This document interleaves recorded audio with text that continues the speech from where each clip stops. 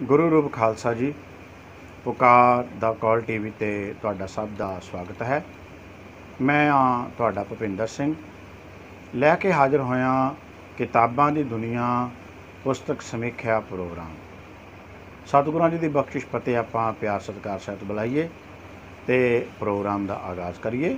ਵਾਹਿਗੁਰੂ ਜੀ ਕਾ ਖਾਲਸਾ, ਵਾਹਿਗੁਰੂ ਜੀ ਕੀ ਫਤਿਹ। ਗੁਰੂ ਪਿਆਰੇ ਖਾਲਸਾ ਜੀ, ਅੱਜ ਦੇ ਇਸ ਐਪੀਸੋਡ ਵਿੱਚ ਜਿਹੜੀ ਸ਼ਖਸੀਅਤ ਦੇ ਨਾਲ ਮੈਂ ਆਪ ਨੂੰ ਰੂਬਰੂ ਕਰਾਉਣ ਜਾ ਰਿਹਾ, ਉਹ ਸ਼ਖਸੀਅਤ ਪੰਜਾਬ ਦੇ ਅੰਦਰ, ਪੰਜਾਬੀਅਤ ਦੇ ਅੰਦਰ ਅਤੇ ਭਾਰਤ ਵਰਸ਼ ਅੰਦਰ ਸਗੋਂ ਉਹ ਤਾਰੂਖ ਦੀ ਕਿਸੇ ਤਾਰੀਫ ਦੀ ਮੁਹਤਾਜ ਨਹੀਂ ਹੈ। ਉਹ ਆਪਣੀ ਤਾਰੀਫ ਆਪ ਹਨ। ਐਸੀ ਸ਼ਖਸੀਅਤ ਜਿਹੜੇ ਜਿੰਨੇ ਚੰਗੇ, ਜਿੰਨੇ ਸੋਹਣੇ ਵਧੀਆ ਵਿਦਵਾਨ ਅਤੇ ਲਿਖਾਰੀ ਸਨ, ਓਨੇ ਹੀ ਸੋਹਣੇ, ਓਨੇ ਹੀ ਵਧੀਆ ਉਹ ਕਾਰੋਬਾਰੀ ਵੀ ਸਨ। ਜਿੰਨੇ ਸੋਹਣੇ ਅਤੇ ਜਿੰਨੇ ਤਕੜੇ ਉਹ ਕਾਰੋਬਾਰੀ ਸਨ, ਸੁਘੜ ਪ੍ਰਬੰਧਕ ਸਨ, ਓਨੇ ਹੀ ਚੰਗੇ ਉਹ ਉੱਚੇ ਸੁੱਚੇ ਅਧਿਆਤਮਿਕ ਜੀਵਨ ਵਾਲੇ ਗੁਰਸਿੱਖ ਵੀ ਸਨ। ਔਰ ਉਹਨਾਂ ਦੇ ਇਸ ਗੁਰਮੁਖ ਗੁਰਸਿੱਖੀ ਜੀਵਨ ਦੀਆਂ ਝਲਕਾਂ ਉਹਨਾਂ ਦੇ ਬਚਪਨ ਤੋਂ ਹੀ ਦਿਖਾਈ ਦੇਣ ਲੱਗ ਪਈਆਂ ਸਨ। ਹੋਵੇ ਵੀ ਕਿਉਂ ਨਾ, ਐਸੀ ਸ਼ਖਸੀਅਤ ਦਾ ਜਨਮ ਇੱਕ ਬੜੀ ਹੀ ਸਤਿਕਾਰਯੋਗ ਕੁੱਲ ਦੇ ਵਿੱਚ ਹੋਇਆ ਸੀ, ਜਿਹੜੀ ਗੁਰਮਤ ਨੂੰ, ਗੁਰਸਿੱਖੀ ਨੂੰ ਪ੍ਰਣਾਈ ਹੋਈ ਸੀ। ਮੈਂ ਜ਼ਿਆਦਾ ਸਮਾਂ ਨਾ ਲਵਾਂ ਅਤੇ ਤੁਹਾਨੂੰ ਉਸ ਸ਼ਖਸੀਅਤ ਦੇ ਨਾਲ ਤਾਰੂਕ ਕਰਾਵਾਂ। ਉਹ ਸਨ ਭਾਈ ਸਾਹਿਬ ਭਾਈ ਵੀਰ ਸਿੰਘ ਜੀ। ਭਾਈ ਸਾਹਿਬ ਭਾਈ ਵੀਰ ਸਿੰਘ ਜੀ ਜਾਂ ਡਾਕਟਰ ਵੀਰ ਸਿੰਘ ਜੀ, ਜਿਨ੍ਹਾਂ ਨੇ ਪੰਜਾਬੀ ਦੇ ਅੰਦਰ, ਆਧੁਨਿਕ ਪੰਜਾਬੀ ਸਾਹਿਤ ਦੇ ਅੰਦਰ ਆਪਣਾ ਬਹੁਤ ਸਾਰਾ ਯੋਗਦਾਨ ਪਾਇਆ। ਭਾਈ ਸਾਹਿਬ ਭਾਈ ਵੀਰ ਸਿੰਘ ਜੀ ਜਿਹੜੇ ਇੱਕ ਕਹਾਣੀਕਾਰ ਸਨ, ਨਾਵਲਕਾਰ ਸਨ, ਉੱਚ ਕੋਟੀ ਦੇ ਰਹੱਸਵਾਦੀ ਕਵੀ ਸਨ, ਜਿਹੜੇ ਗੁਰਬਾਣੀ ਦੇ ਵਿਆਖਿਆਕਾਰ ਵੀ ਸਨ, ਜਿਨ੍ਹਾਂ ਨੇ ਇਤਿਹਾਸਕ ਗ੍ਰੰਥ ਵੀ ਲਿਖੇ ਔਰ ਜਿਨ੍ਹਾਂ ਨੇ ਸੰਪਾਦਕੀ ਵੀ ਆਪਣੀ ਜ਼ਿੰਦਗੀ ਦੇ ਵਿੱਚ ਕੀਤੀ। ਅਨੇਕਾਂ ਟੈਕਟ ਲਿਖੇ, ਪ੍ਰਚਾਰ ਅਤੇ ਪ੍ਰਸਾਰ ਕੀਤਾ। ਚੰਗਾ ਸੋਹਣਾ ਉਹਨਾਂ ਨੇ ਆਪਣਾ ਕਾਰੋਬਾਰ ਵੀ ਚਲਾਇਆ ਅਤੇ ਨਾਲ ਦੀ ਨਾਲ ਐਸੇ ਗੁਰਸਿੱਖ ਉਹ ਗੁਰਮੁਖ ਪਿਆਰੇ ਸਨ ਕਿ ਜਿਨ੍ਹਾਂ ਨੇ ਜ਼ਿੰਦਗੀ ਦੇ ਹਰ ਖੇਤਰ ਦੇ ਵਿੱਚ ਨਾਮਣਾ ਖੱਟਿਆ। ਭਾਈ ਸਾਹਿਬ ਭਾਈ ਵੀਰ ਸਿੰਘ ਜੀ ਦਾ ਜਨਮ ਇੱਕ ਬੜੀ ਹੀ ਸਤਿਕਾਰਯੋਗ ਉੱਚ ਕੁਲ ਦੇ ਗੁਰਸਿੱਖ ਘਰ ਦੇ ਵਿੱਚ ਹੋਇਆ। ਡਾਕਟਰ ਚਰਨ ਸਿੰਘ ਜੀ ਸਤਿਕਾਰਯੋਗ ਉਹਨਾਂ ਦੇ ਪਿਤਾ ਜੀ, ਜਿਹੜੇ ਪੇਸ਼ੇ ਵਜੋਂ ਡਾਕਟਰ ਸਨ ਅਤੇ ਅੰਮ੍ਰਿਤਸਰ ਸ਼ਹਿਰ ਦੇ ਵਿੱਚ ਸਮਾਜ ਦੇ ਅੰਦਰ ਉਹਨਾਂ ਦਾ ਬੜਾ ਉੱਚਾ ਸੁੱਚਾ ਰੁਤਬਾ ਸੀ। ਸਿੱਖ ਸਮਾਜ ਦੇ ਅੰਦਰ ਅਤੇ ਸੰਗਤਾਂ ਦੇ ਵਿੱਚ ਬੜਾ ਉੱਚਾ ਸੁੱਚਾ ਰੁਤਬਾ ਸੀ। ਉਹ ਬੜਾ ਸੱਚਾ ਸੁੱਚਾ ਆਪਣਾ ਸੋਹਣਾ ਕਾਰੋਬਾਰ ਕਰਦੇ, ਬੜੇ ਦਿਆਨਤਦਾਰ ਸਨ, ਸਖੀ ਪਰਸਨ ਸਨ। ਉਹ ਬੜੇ ਸਖੀ ਪਰਸਾ ਆਦਮੀ ਸਨ। ਡਾਕਟਰ ਚਰਨ ਸਿੰਘ ਜੀ ਬੜੇ ਮਿੱਠ ਬੋਲੜੇ, ਗੁਰਸਿੱਖੀ ਨੂੰ ਪ੍ਰਣਾਏ ਨੇਮੀ ਪ੍ਰੇਮੀ ਸਨ। ਔਰ ਉਹਨਾਂ ਦੇ ਜੋ ਸਤਿਕਾਰਯੋਗ ਦਾਦਾ ਜੀ ਸਨ ਭਾਈ ਵੀਰ ਸਿੰਘ ਦੇ, ਸਰਦਾਰ ਕਾਹਨ ਸਿੰਘ ਜੀ, ਉੱਚੇ ਸੁੱਚੇ ਜੀਵਨ ਦੇ ਧਾਰਨੀ ਸਨ। ਇਹਨਾਂ ਦਾ ਪਿਛੋਕੜ ਭਾਈ ਸਾਹਿਬ ਭਾਈ ਵੀਰ ਸਿੰਘ ਜੀ ਦੇ ਕੁੱਲ ਦਾ ਪਿਛੋਕੜ ਕੌੜਾ ਮੱਲ ਜੀ ਦੀਵਾਨ ਜੀ ਦੇ ਨਾਲ ਜਾ ਰਲਦਾ ਹੈ। ਆਪਾਂ ਜੇਕਰ ਇਹਦੇ ਵਿਸਤਾਰ ਵਿੱਚ ਜਾਵਾਂਗੇ ਤਾਂ ਸਮਾਂ ਲੱਗ ਜਾਏਗਾ। ਆਪ ਜੀ ਨੇ ਕਿਤਾਬ ਲੈਣਾ ਅਤੇ ਪੜ੍ਹਨਾ। ਇਹ ਕਿਤਾਬ ਦਾ ਨਾਮ ਹੈ ਗੁਰਮੁਖ ਜੀਵਨ। ਇਹ ਜਿਹੜੀ ਕਿਤਾਬ ਹੈ ਗੁਰਮੁਖ ਜੀਵਨ, ਭਾਈ ਸਾਹਿਬ ਭਾਈ ਵੀਰ ਸਿੰਘ ਦੇ ਜੀਵਨ ਦੇ ਉੱਤੇ, ਇਹ ਉਹਨਾਂ ਦੇ ਵੱਲੋਂ ਸਥਾਪਿਤ, ਉਹਨਾਂ ਦੇ ਪਰਿਵਾਰ ਵੱਲੋਂ ਸਥਾਪਿਤ, ਉਹਨਾਂ ਦੇ ਨਾਮ 'ਤੇ ਭਾਈ ਵੀਰ ਸਿੰਘ ਸਾਹਿਤ ਸਦਨ ਦਿੱਲੀ ਦੇ ਵੱਲੋਂ ਇਹ ਛਾਪੀ ਗਈ ਹੈ।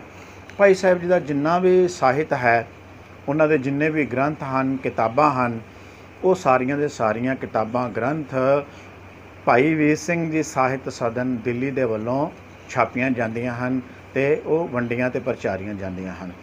ਸੋ ਭਾਈ ਸਾਹਿਬ ਭਾਈ ਵੀਰ ਸਿੰਘ ਜੀ ਜਿਹੜਿਆਂ ਦਾ ਪਿਛੋਕੜ ਦੀਵਾਨ ਕੌੜਾ ਮੱਲ ਜੀ ਦੇ ਨਾਲ ਜਾ ਲੱਗਦਾ ਹੈ।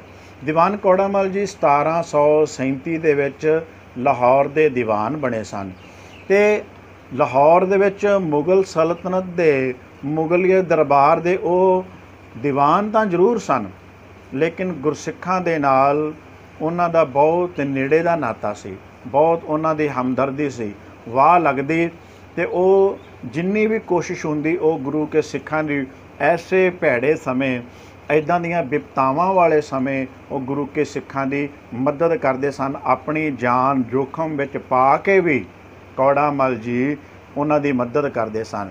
ਤੋ ਦੀਵਾਨ ਕੌੜਾ ਮੱਲ ਜੀ ਦੇ ਇਹਨਾਂ ਗੁਣਾਂ ਕਰਕੇ ਹੀ ਗੁਰਸਿੱਖ ਉਸ ਸਮੇਂ ਦੇ ਉਹਨਾਂ ਨੂੰ ਕੌੜਾ ਮੱਲ ਦੀ ਜਗ੍ਹਾ ਦੀਵਾਨ ਮਿੱਠਾ ਮੱਲ ਜੀ ਕਰਦੇ ਸਨ। ਉਹਨਾਂ ਦੀ ਸ਼ਖਸੀਅਤ ਦੇ ਕਰਕੇ ਉਹਨਾਂ ਨੂੰ ਮਿੱਠਾ ਮੱਲ ਕਹਿੰਦੇ ਸਨ।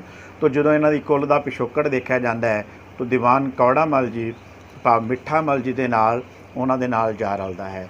ਭਾਈ ਕਾਹਨ ਸਿੰਘ ਜਿਹੜੇ ਇਹਨਾਂ ਦੇ ਦਾਦਾ ਜੀ ਸਨ, ਉਹ ਵੀ ਇੱਕ ਚੰਗੇ ਲਿਖਾਰੀ, ਗੁਰਬਾਣੀ ਨੂੰ ਪਰਨਾਏ ਹੋਏ ਸਨ।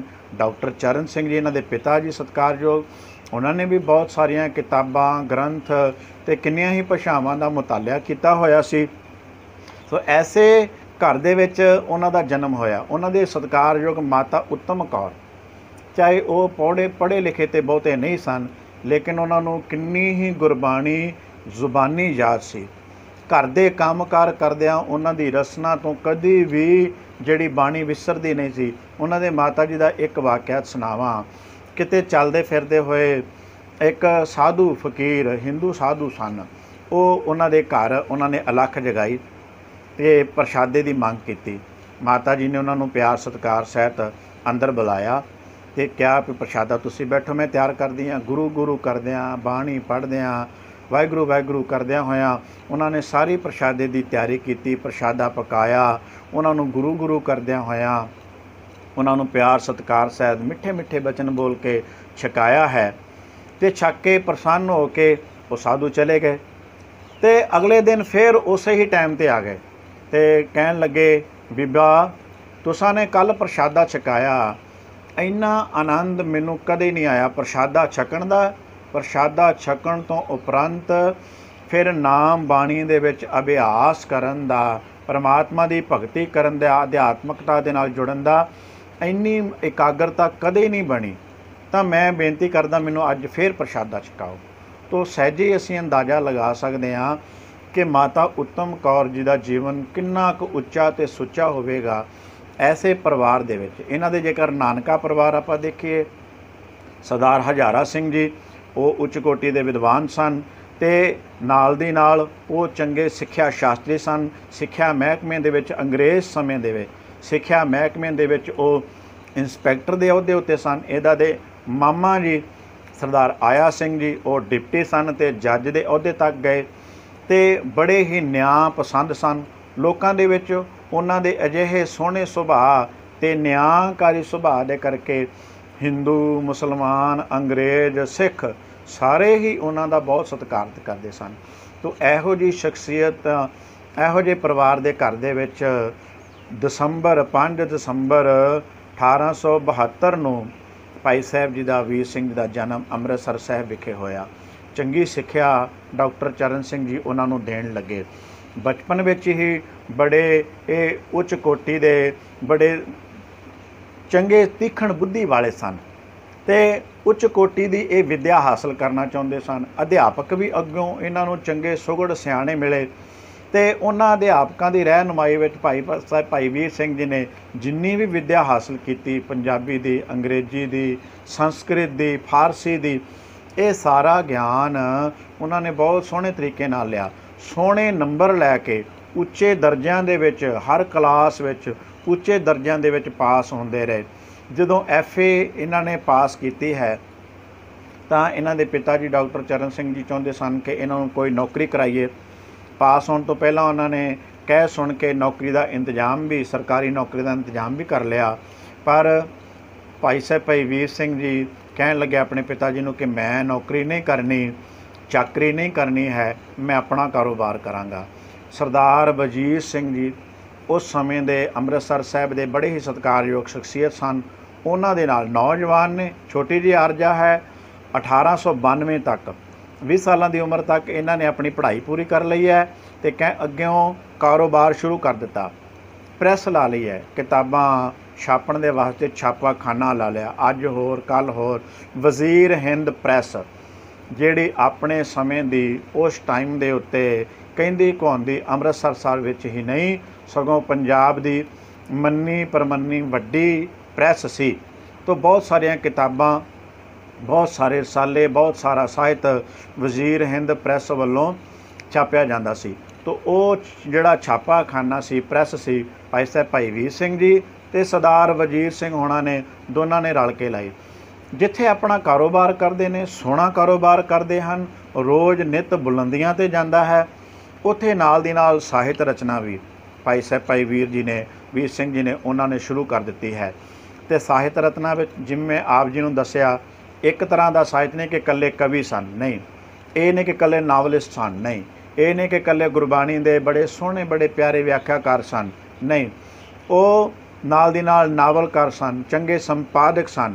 ਉਹਨਾਂ ਨੇ ਗੁਰਬਾਣੀ ਦੇ, ਗੁਰਮੁਖੀ ਦੇ ਤੇ ਗੁਰਸਿੱਖੀ ਦੇ ਪ੍ਰਸਾਰ ਦੇ ਵਾਸਤੇ ਇੱਕ ਅਖਬਾਰ ਵੀ ਹਫ਼ਤਾਵਾਰੀ ਅਖਬਾਰ ਆਰੰਭ ਕੀਤੀ, ਖਾਲਸਾ ਸਮਾਚਾਰ, ਤੇ ਖਾਲਸਾ ਟਰੈਕਟ ਸੁਸਾਇਟੀ। ਜਿੱਥੇ ਅਖਬਾਰ ਉਹਨਾਂ ਨੇ ਆਰੰਭ ਕੀਤੀ, ਉੱਥੇ ਖਾਲਸਾ ਟਰੈਕਟ ਸੁਸਾਇਟੀ ਛੋਟੇ ਛੋਟੇ ਕਿਤਾਬਚੇ ਟਰੈਕਟ ਉਹਨਾਂ ਨੇ ਬਣਾ ਕੇ ਗੁਰਬਾਣੀ ਦੇ, ਸਿੱਖੀ ਸਿਧਾਂਤਾਂ ਦੇ, ਸਿੱਖੀ ਪ੍ਰਚਾਰ ਦੇ ਉਹਨਾਂ ਨੇ ਛੋਟੇ ਛੋਟੇ ਟਰੈਕਟ ਵੱਖਰੇ ਵੱਖਰੇ ਵਿਸ਼ਿਆਂ ਨੂੰ ਲੈ ਕੇ ਕੁਛ ਆਪ ਲਿਖੇ, ਕੁਛ ਹੋਰ ਸੂਝਵਾਨ ਉਸ ਸਮੇਂ ਦੇ ਵਿਦਵਾਨਾਂ ਤੋਂ, ਗੁਰਮੁਖਾਂ ਤੋਂ ਲਿਖਾ ਕੇ ਉਹਨਾਂ ਨੇ ਵੰਡਣੇ ਸ਼ੁਰੂ ਕੀਤੇ। ਅੰਮ੍ਰਿਤਸਰ ਸਾਹਿਬ ਸ਼ਹਿਰ ਤੇ ਅੰਮ੍ਰਿਤਸਰ ਸ਼ਹਿਰ ਤੋਂ ਅੱਗੇ ਰਾਵਲਪਿੰਡੀ, ਸਿਆਲਕੋਟ ਤੇ ਲਾਹੌਰ ਦੇ ਵਿੱਚ ਤੇ ਪੰਜਾਬ ਭਰ ਦੇ ਵਿੱਚ ਉਹਨਾਂ ਦੇ ਇਹ ਟਰੈਕਟਾਂ ਦੀ ਮੰਗ ਆਉਣ ਲੱਗੀ ਤੇ ਹਜ਼ਾਰਾਂ ਦੀ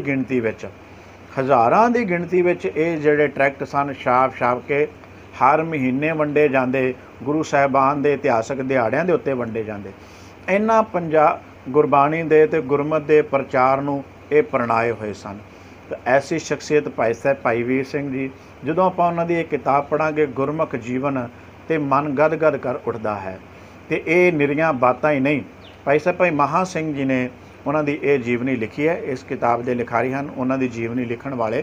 ਮਹਾਂ ਸਿੰਘ ਜੀ ਨੇ ਕੇਵਲ ਆਤਕਥਨੀ ਗੱਲਾਂ ਨਹੀਂ ਕੀਤੀਆਂ, ਮਹਾਂ ਸਿੰਘ ਜੀ ਨੇ ਉਹਨਾਂ ਦੀ ਸੰਗਤ ਵੀ ਮਾਣੀ ਹੈ। ਜਦੋਂ ਉਹਨਾਂ ਦਾ ਅਸੀਂ ਇਤਿਹਾਸ ਪੜ੍ਹਦੇ ਹਾਂ, ਜਦੋਂ ਉਹਨਾਂ ਦੀਆਂ ਲਿਖੀਆਂ ਹੋਈਆਂ ਕਿਤਾਬਾਂ, ਉਹਨਾਂ ਦਾ ਸਾਹਿਤ ਪੜ੍ਹਦੇ ਹਾਂ, ਕਵਿਤਾਵਾਂ ਪੜ੍ਹਾਂਗੇ, ਤਾਂ ਕੰਬ ਦੀ ਕਲਾਈ ਨੂੰ ਤੇ ਸਾਹਿਤ ਅਕਾਡਮੀ ਦੇ ਵੱਲੋਂ ਅਵਾਰਡ ਵੀ ਦਿੱਤਾ ਗਿਆ ਹੈ। ਕੰਬ ਦੀ ਕਲਾਈ ਬਹੁਤ ਉੱਚੇ ਪਾਏ ਦੀ ਉਹ ਜਿਹੜੀ ਕਵਿਤਾਵਾਂ ਦੀ ਕਿਤਾਬ ਸੀ। ਔਰ ਕੰਬ ਦੀ ਕਲਾਈ ਭਾਈ ਸਾਹਿਬ ਭਾਈ ਵੀਰ ਸਿੰਘ ਜੀ ਨੂੰ ਛੋਟੀਆਂ ਕਵਿਤਾਵਾਂ ਦਾ ਵੱਡਾ ਕਵੀ ਉਹਨਾਂ ਨੂੰ ਕਿਹਾ ਜਾਂਦਾ ਸੀ। ਉਹਨਾਂ ਨੇ ਨਾਵਲ ਲਿਖੇ, ਜ਼ਿੰਦਗੀਆਂ ਬਦਲ ਦੇਣ ਵਾਲੇ ਨਾਵਲ। ਸਤਵੰਤ ਕੌਰ, ਵਿਜੈ ਸਿੰਘ, ਸੁੰਦਰੀ ਨਾਵਲ ਤਾਂ ਹਜ਼ਾਰਾਂ ਦੀ ਤਾਦਾਦ ਦੇ ਵਿੱਚ ਤੇ ਲਗਭਗ 50 ਤੋਂ ਜ਼ਿਆਦਾ ਐਡੀਸ਼ਨਾਂ ਉਹਦੀਆਂ ਛਪ ਚੁੱਕੀਆਂ ਹਨ। ਇੱਕ ਮਹਾਕਾਵ ਰਾਣਾ ਸੂਰਤ ਸਿੰਘ, ਉਹਨਾਂ ਨੇ ਮਹਾਕਾਵ ਵੀ ਲਿਖਿਆ ਹੈ। ਗੁਰ ਇਤਿਹਾਸ, ਗੁਰੂ ਸਾਹਿਬਾਨ ਜੀ ਦਾ ਦਸ਼ਮੇਸ਼ ਚਮਤਕਾਰ, ਨਾਨਕ ਚਮਤਕਾਰ, ਅਸ਼ਟਗੁਰ ਚਮਤਕਾਰ, ਗੁਰੂ ਸਾਹਿਬਾਨ ਦਾ ਇਤਿਹਾਸ ਲਿਖਿਆ। ਤੇ ਗੁਰੂ ਗ੍ਰੰਥ ਸਾਹਿਬ ਸੱਚੇ ਪਾਤਸ਼ਾਹ ਜੀ ਦੀ ਬਾਣੀਆਂ ਦੀ ਪਹਿਲਾਂ ਵਿਆਖਿਆ ਕੀਤੀ, ਫਿਰ ਗੁਰੂ ਗ੍ਰੰਥ ਸਾਹਿਬ ਦੀ ਵਿਆਖਿਆ ਵੀ ਆਰੰਭ ਕੀਤੀ। ਪਰ ਇਹ ਗੁਰੂ ਗ੍ਰੰਥ ਸਾਹਿਬ ਦੀ ਵਿਆਖਿਆ ਜਿਹੜੀ ਸੀ ਪੂਰੀ ਨਾ ਕਰਕੇ ਜਾ ਸਕੇ, ਅੱਧੀ ਕੁ ਹੀ ਉਹਨਾਂ ਦੇ ਵੱਲੋਂ ਇਹ ਵਿਆਖਿਆ ਹੋਈ ਸੀ। ਉਹਨਾਂ ਦੀਆਂ ਸਾਰੀਆਂ ਇਹਨਾਂ ਸੇਵਾਵਾਂ ਦੇ ਬਦਲੇ ਜਦੋਂ ਪੰਜਾਬ ਦਾ ਬਟਵਾਰਾ ਹੋਇਆ, ਜਿਹੜੀ ਪੰਜਾਬ ਯੂਨੀਵਰਸਿਟੀ ਲਾਹੌਰ ਸੀ ਉਹ ਬਦਲ ਕੇ ਨਵੀਂ ਯੂਨੀਵਰਸਿਟੀ ਪੰਜਾਬ ਯੂਨੀਵਰਸਿਟੀ ਚੰਡੀਗੜ੍ਹ ਬਣਾਈ ਗਈ। ਤਾਂ 1949 ਦੇ ਵਿੱਚ ਉਹਨਾਂ ਨੂੰ doctor of oriental learning the degree, ਸਨਮਾਨ ਵੀ ਉਹਨਾਂ ਨੂੰ ਬੜੇ ਸਤਿਕਾਰ ਸਹਿਤ ਭਾਈ ਸਾਹਿਬ ਭਾਈ ਵੀਰ ਸਿੰਘ ਜੀ ਨੂੰ ਦਿੱਤਾ ਗਿਆ। ਤਾਂ ਡਾਕਟਰ ਭਾਈ ਵੀਰ ਸਿੰਘ ਜੀ ਦਾ ਜੀਵਨ ਉੱਚ ਕੋਟੀ ਦਾ ਜੀਵਨ ਹੈ। ਉਹਨਾਂ ਦਾ ਜੋ ਦੇਹਾਂਤ ਹੈ, ਚਲਾਣਾ ਕੀਤਾ ਉਹਨਾਂ ਨੇ 5 ਜੂਨ 1957 ਦੇ ਵਿੱਚ ਉਹਨਾਂ ਨੇ ਇਸ ਸੰਸਾਰ ਦੇ ਉੱਤੋਂ ਕੂਚ ਕੀਤਾ। ਤਾਂ ਲੰਮੀ ਜ਼ਿੰਦਗੀ ਉਹਨਾਂ ਨੇ ਜੀਵੀ ਹੈ। ਲਗਭਗ ਉਹਨਾਂ ਨੇ ਐਸੀ ਜ਼ਿੰਦਗੀ ਦੇ ਵਿੱਚ ਇੰਨਾ ਕੁ ਇਤਿਹਾਸ, ਇੰਨਾ ਕੁ ਸਾਹਿਤ ਦਾ ਭੰਡਾਰਾ ਉਹ ਦੇ ਗਏ। ਉਹਨਾਂ ਤੋਂ ਉਪਰੰਤ ਉਹਨਾਂ ਦੇ ਛੋਟੇ ਭਾਈ ਸਾਹਿਬ ਡਾਕਟਰ ਬਲਵੀਰ ਸਿੰਘ ਜੀ, ਜਿੰਨੀਆਂ ਵੀ ਉਹਨਾਂ ਦੇ ਵੱਲੋਂ ਸਾਹਿਤ ਲਿਖਿਆ ਹੈ, ਉਹ ਸਾਰਾ ਸਾਹਿਤ ਡਾਕਟਰ ਬਲਵੀਰ ਸਿੰਘ ਜੀ ਦਾ ਸਾਹਿਤ ਬੜੇ ਭਾਈ ਸਾਹਿਬ ਭਾਈ ਵੀਰ ਸਿੰਘ ਸਾਹਿਤ ਸਦਨ ਬਣਾ ਕਰਕੇ ਅੱਜ ਤੱਕ ਛਾਪ ਕੇ ਦੇ ਰਹੇ ਨੇ। ਤਾਂ ਪੜ੍ਹੀਏ ਗੁਰਮੁਖ ਜੀਵਨ, ਉਹਨਾਂ ਦੀ ਜੀਵਨੀ, ਅਤੇ ਉਹਨਾਂ ਦੀ ਜੀਵਨੀ ਤੋਂ ਸਿੱਖਿਆ ਲਈਏ। ਅਖੀਰ ਦੇ ਵਿੱਚ ਉਹਨਾਂ ਦੀ ਬਚਪਨ ਦੀ ਇੱਕ ਛੋਟੀ ਜਿਹੀ ਗਾਥਾ ਮੈਂ ਆਪ ਜੀ ਨੂੰ ਸੁਣਾ ਕੇ ਤੇ ਅੱਜ ਦੀ ਵੀਡੀਓ ਸਮਾਪਤ ਕਰਦਾ ਹਾਂ। ਸੰਨ 1891 ਤੋਂ ਪਹਿਲਾਂ ਦੀ ਗੱਲ ਹੈ, ਜਦ ਕਿ ਭਾਈ ਸਾਹਿਬ ਜੀ ਸਕੂਲ ਵਿੱਚ ਪੜ੍ਹਦੇ ਹੁੰਦੇ ਸਨ। ਇੱਕ ਦਿਨ ਆਪ ਘਰੋਂ ਰਾਮ ਬਾਗ ਵੱਲ ਜਾ ਰਹੇ ਸਨ। ਰਾਮ ਬਾਗ ਦਰਵਾਜ਼ੋਂ ਬਾਹਰ ਜਿੱਥੇ ਗਿਰਜਾ ਘਰ ਹੈ, ਇਸ ਗਿਰਜੇ ਦੇ ਅੱਗੇ ਹਿੰਦੂ ਮੁਸਲਮਾਨਾਂ ਦੀ ਭੀੜ ਇਕੱਠੀ ਸੀ ਤੇ ਇੱਕ ਪਾਦਰੀ ਪ੍ਰਚਾਰ ਕਰ ਰਿਹਾ ਸੀ ਤੇ ਈਸਾ ਜੀ ਦੇ ਗੁਣ ਦੱਸ ਕੇ ਉਹਨਾਂ ਦੀ ਮਹਿਮਾ ਸਾਰੇ ਅਵਤਾਰਾਂ ਤੋਂ, ਗੁਰੀਆਂ ਤੋਂ ਤੇ ਪੈਗੰਬਰਾਂ ਤੋਂ ਵੱਡੀ ਦਰਸਾ ਰਿਹਾ ਸੀ। ਜਿਸ ਵੇਲੇ ਆਪ ਪਹੁੰਚੇ ਤਾਂ ਉਹ ਕਹਿ ਰਿਹਾ ਸੀ ਕਿ ਦੇਖੋ, ਸਾਰੇ ਮਜ਼ਾਂ ਵਿੱਚ ਅੱਡ-ਅੱਡ ਤਰ੍ਹਾਂ ਦੱਸਿਆ ਹੈ ਕਿ ਜੇ ਕੋਈ ਭੁੱਲੇ ਤਾਂ 3 ਵਾਰ ਮਾफ़ ਕਰੇ, ਕੋਈ ਕਹਿੰਦਾ ਹੈ 7 ਵਾਰ ਮਾफ़ ਕਰੇ, ਕੋਈ 10 ਵਾਰ, ਪਰ ਈਸਾ ਜੀ ਕਹਿੰਦੇ ਹਨ ਕਿ ਕੋਈ ਜੇ 70 ਵਾਰ ਭੁੱਲੇ ਤਾਂ 70 ਵਾਰ ਹੀ ਮਾफ़ ਕਰੋ। ਦੇਖੋ ਕਿੰਨੇ ਵੱਡੇ ਹਨ ਈਸਾ ਜੀ। ਆਪ ਨੇ ਉੱਥੇ ਉੱਚੀ ਆਵਾਜ਼ ਕਿਹਾ, ਪਾਦਰੀ ਜੀ, ਵੱਡੇ ਤਾਂ ਨਾਪਣ ਦਾ ਇਹੋ ਮੇਚਾ ਹੈ, ਤਾਂ ਇਸ ਤੋਂ ਵੱਧ ਵਾਰ ਜਿਹੜਾ ਮਾफ़ ਕਰੇ, ਦੱਸੋ ਉਹ ਈਸਾ ਜੀ ਤੋਂ ਵੱਡਾ ਨਹੀਂ ਹੋਵੇਗਾ? ਉਸਨੇ ਕਿਹਾ, ਦੱਸੋ ਹੋਰ ਕਿਹੜਾ ਹੈ ਜੋ ਵੱਧ ਵਾਰ ਭੁੱਲੇ ਨੂੰ ਜਾਂ ਕਸੂਰਵਾਰ ਨੂੰ ਮਾफ़ ਕਰਦਾ ਹੈ?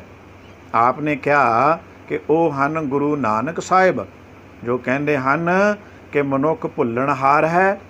ਇਹ ਜਿੰਨੀ ਵਾਰ ਵੀ ਭੁੱਲੇ ਪਛਤਾਵਾ ਕਰੇ, ਉਤਨੀ ਵੇਰ ਹੀ ਮਾफ़ ਕਰ ਦਿਓ, ਗਿਣਤੀ ਲੇਖਾ ਹੀ ਛੱਡ ਦਿਓ। ਆਪ ਨੇ ਗੁਰਬਾਣੀ ਦੀਆਂ ਤੁਕਾਂ ਉਸ ਵੇਲੇ ਪਾਦਰੀ ਸਾਹਿਬ ਨੂੰ ਤੇ ਖੜੀ ਹੋਈ ਭੀੜ ਨੂੰ ਸੁਣਾਈਆਂ। ਲੇਖੈ ਕਤਹਿ ਨ ਛੂਟੀਐ, ਖਿਨ ਖਿਨ ਭੂਲਣਹਾਰ, ਬਖਸ਼ਣਹਾਰ ਬਖਸ਼ ਲੈ, ਨਾਨਕ ਪਾਰ ਉਤਾਰ।